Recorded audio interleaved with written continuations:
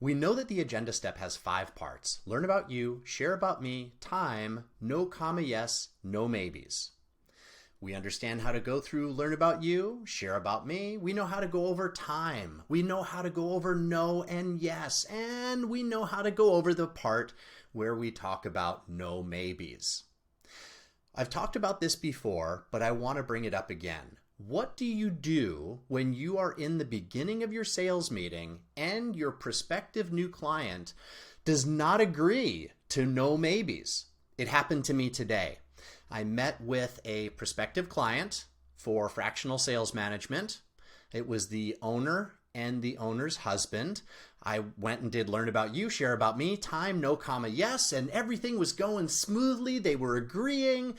And then I got to the no maybes part. And what did they do? They both went, well, no, we can't agree to that. We're going to definitely talk about it. And so what did I do? I said, oh, well, no, thank you for letting me know. I really appreciate that. That's absolutely fair. And I continued on with the consultation. Now, if you haven't heard me tell you this before, I want you to listen really, really closely right now. When a prospect pushes back, when you get to the no maybes part of the agenda step, please do exactly what I did. Say, oh, okay, no, I appreciate you letting me know that. That's totally fair. And then move on and forget they said it. Forget that your prospect said that they were going to have to think about it and wouldn't be making a decision today. And this is why. It's because 90% of the time, when somebody says at the beginning of the sales meeting that they're definitely going to have to think about it, 90% of the time that ends up being a yes. That's what happened today. I laid out the agenda. They said they were definitely going to have to think about it. I went into the needs assessment step, got them emotionally critical on 2 to 3 pain points. We went into the money step. We talked about an amount of money that would work for them and that was acceptable to me. I asked the decision maker question. I knew that the owner of the law firm and her partner, her husband, were in that meeting. I was almost positive, 99% sure there were no other decision makers. But I asked the decision maker question anyway, just to make sure, and ta-da, in fact, they are the only 2 decision makers. I then went into the presentation step, and I totally left it out of my mind that they said that they were going to have to think about it.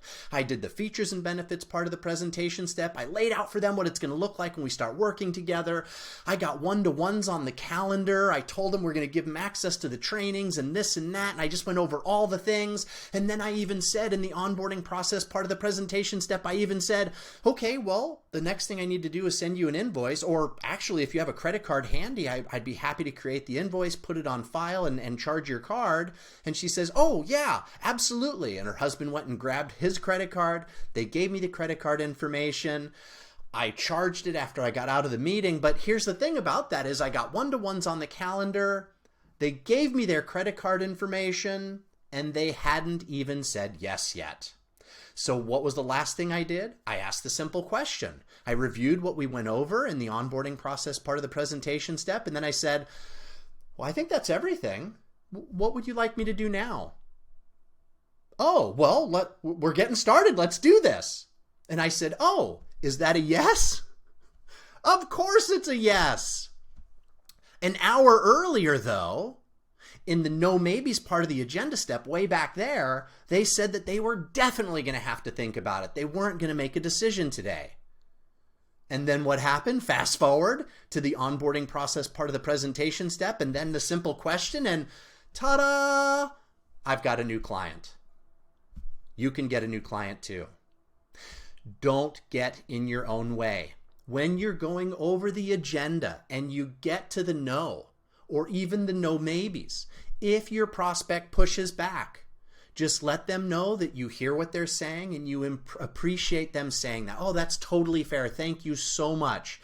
And then move into the needs assessment step and forget they even said they were going to have to think about it.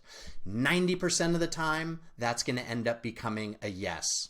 What if it does become a, oh, we definitely need to think about it?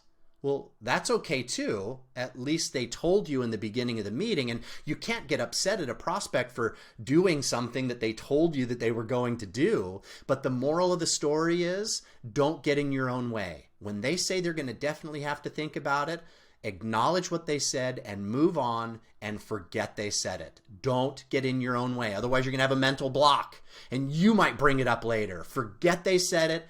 Keep cruising. If you've done a good job in the sales meeting and you can in fact help them, 90% of the time you will end up with a new client, regardless of whether they told you they were going to have to think about it or not at the end of the agenda step.